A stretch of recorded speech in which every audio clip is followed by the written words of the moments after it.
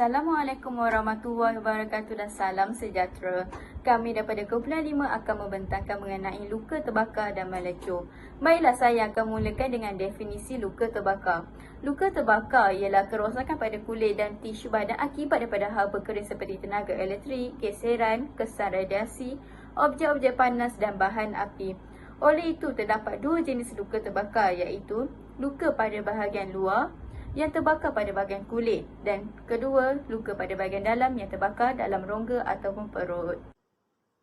Luka melecur didefinisikan sebagai kerosakan pada tisu kulit akibat daripada bahan kimia wap ataupun cecair panas. Sebab-sebab melecur adalah wap, air panas dan minyak panas. Lain-lain unsur yang menyebabkan melecur adalah radiasi, pencemaran inframerah, pancaran lembayung, gelombang mikro. Terbakar dan melecur biasanya adalah serius.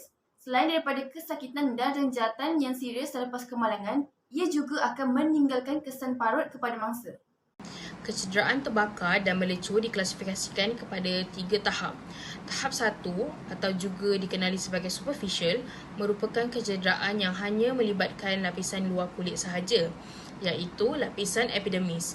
Ia tidak mempunyai penembusan lapisan pada kulit yang lain.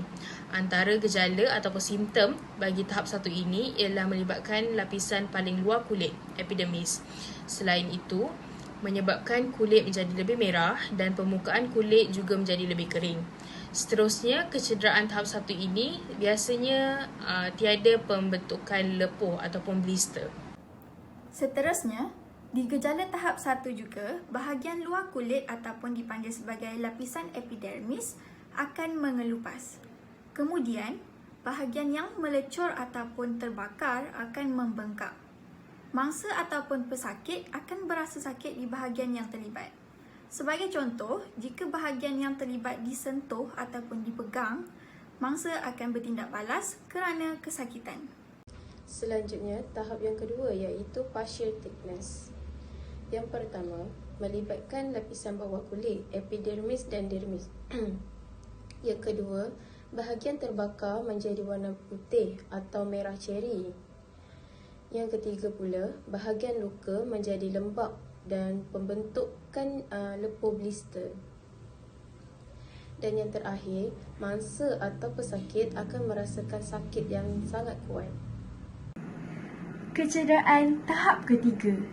Antara gejalanya ialah pertama, melibatkan lapisan kulit sehingga derma. Kedua, bahagian yang tercedera akan kering. Ketiga, luka akan mengalami pendarahan. Keempat, bahagian yang tercedera akan menjadi kelabu dan hitam.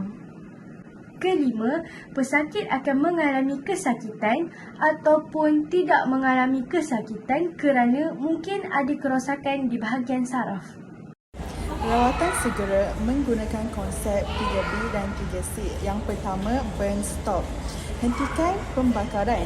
Jika pakaian terbakar, buka baju. Jika susah untuk dibuka, jangan memaksa untuk buka baju. Alihkan objek panas dari mangsa. Cara rawatan kedua ialah melalui breathing maintain. Kita perlu memastikan saluran pernafasan mangsa terbuka, tiada sekatan atau objek yang mampu menghalang pernafasan.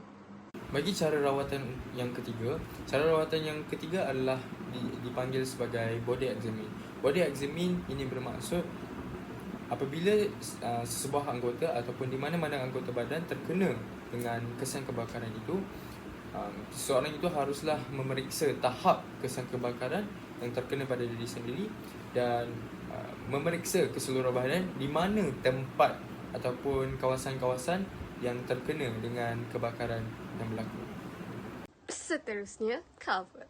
Tutup bahagian yang terbakar dengan kain atau plastik bersih. Akhir sekali, carry. Bawa mangsa ke hospital berdekatan bagi mendapatkan rawatan lanjut.